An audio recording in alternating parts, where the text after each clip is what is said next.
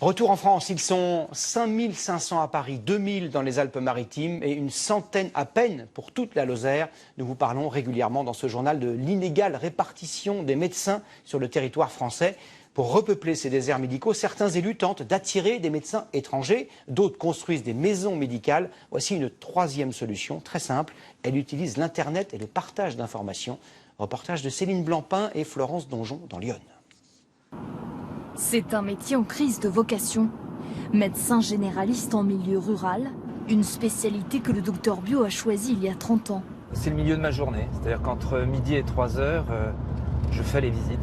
Depuis qu'il a commencé, ses conditions de travail se sont dégradées. Autrefois, ils étaient 7 généralistes dans le canton. Aujourd'hui, ils ne sont plus que 3 pour 25 communes et près de 9000 habitants. Donc faites-moi voir où ça vous fait mal. Des journées de 7 à 21 heures et des consultations qu'il enchaîne à un rythme effréné, avec toujours passion et dévouement. Souvent, quand on reçoit les internes, la première journée, ils sont effarés. C'est-à-dire qu'ils ont vu 20, 25 personnes dans la journée, ils se disent « Comment vous faites pour passer de ça à ça ?» C'est-à-dire qu'on passe de la dépression à la suspicion de phlébite, à un renouvellement d'hypertension. Des médecins surchargés de travail et de plus en plus isolés. Pour partager leur expérience, un nouveau logiciel leur permet de communiquer avec tous les professionnels de santé dans leur secteur. Donc là, je viens de recevoir un message via la plateforme de l'infirmière de Chigi qui a un problème de résultat d'INER.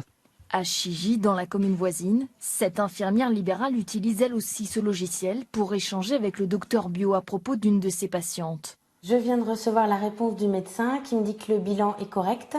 Donc on ne va pas changer son traitement, mais par contre il va m'envoyer une ordonnance.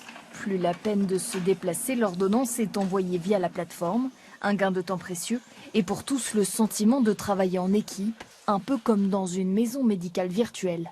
Quand on se retrouve en libéral, on a surtout l'appréhension d'être seul en fait chez le patient, seul au cabinet, seul en voiture, sans médecin sous la main comme à la clinique pour nous aider en cas de souci.